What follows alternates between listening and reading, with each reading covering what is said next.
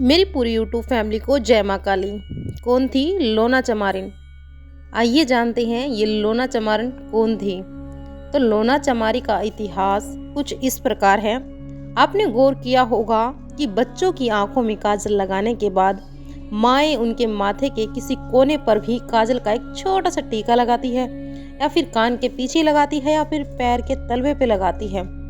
तो यह दिखने में भले ही किसी को खराब लगे, लेकिन माँ का तर्क होता है कि यह टीका ही बचाता है उनके बच्चों को बुरी नज़र से। गांव में नज़र लगाने को टोना लगना कहते हैं। तमाम लोग इसमें विश्वास नहीं रखते, हालांकि जो करते हैं वे बहुत मानते हैं। लेकिन अगर हम बीच का रास्ता निकाल कर आपको समझाना चाहें तो यह कह सकते हैं कि किसी की नकारात्मक ऊर्जा की चपेट में आ जाना। इस बात को स्वीकारना इतना मुश्किल भी नहीं है, क्योंकि आपने यह बात तो सुनी ही होगी कि अगर किसी पेड़ के सामने बैठकर हर दिन उसे कोसते रहो तो वह भी मुरझा जाता है। यह कोसना भी एक नकारात्मक ऊर्जा ही है। खैर, यह जो काला टीका लगाने, काला धागा हाथ पैर में बांध देने जैसे उपाय किए जाते हैं, अगर इसके बाद भी किसी को नज़र या टोना लग जाए तो तब गांव के बड़े बुजुर्ग झड़वाते हैं। ऐसा नहीं है कि यह किसी के शरीर पर कहीं लग जाता है, जिसे हाथ से झाड़ दिया जाए या जिसे देख लिया जाए। इस टोना, नज़र या नकारात्मक ऊर्जा जो भी आप कहें, उससे राहत पाने का एक तरीका है। जिसके पास सिद्धि हो वह अपने सकारात्मक ऊर्जा वाले मंत्रों से नकारात्मकता को खत्म करें। यानी कि जिसने सिद्ध किए हुए हैं मंत्र, इसके लिए जो मंत्र पढ़े जाते हैं उसमें एक नाम आता है लोना चमारिन। टोना झाड़ने वाले लोग ना तो मंत्र के बारे में सभी को बताते हैं और ना ही लोना चमारिन के बारे में बात करते हैं।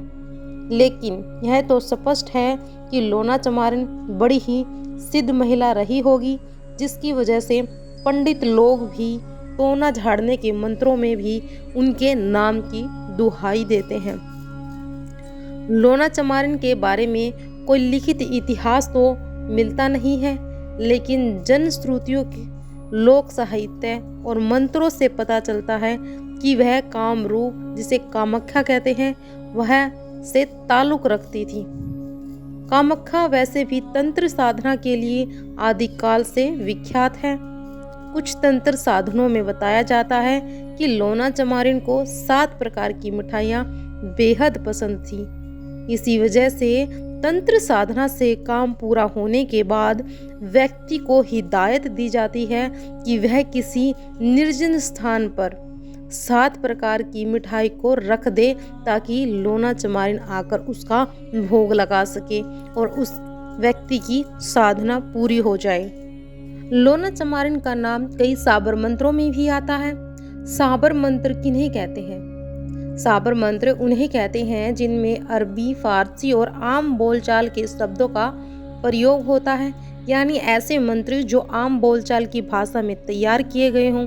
संस्कृत या अन्य भाषाई शुद्धता में तैयार मंत्र आम जनता के लिए कठिन होते हैं। साबर मंत्र की इन्हीं खासियतों ने इन्हें सामान्य लोगों की पहुंच में ला दिया। जगह जगह छोटे मोटे मामलों में भी लोग इनका प्रयोग करने लगे। कितना असर है इनका, यह तो विश्वास का मामला है या असर का मामला है। हालांकि प्रयोग करने और इनमें विश्वास करने वालों की संख्या कम नहीं है। वशीकरण, भूत प्रेत से रक्षा, आदमखोर जानवरों से रक्षा और वैशाले जीवों से रक्षा के तमाम प्रसंग में तंत्रिका जो मंत्र पढ़ते हैं उनमें लोना चमारिन का नाम होता है। हालांकि इतनी सिद्धि प्राप्त करने वाली लोना चमारिन को किसी सिद्ध स्त्री का दर्जा सामान्य तौर पर नहीं दिया गया। हो सकता है कि उनकी जाति इसमें बाधक रही हो, लेकिन उनको नाम की दुहाई ही, यानी कि उनके नाम की दुहाई ही उनका यश कीर्ति है। जिन्हें इन बातों पर विश्वास है वे विश्वास करते हैं, जिन्हें नहीं है वे इस तरह की किसी भी साधना या प्रसंग को झुकला देते हैं।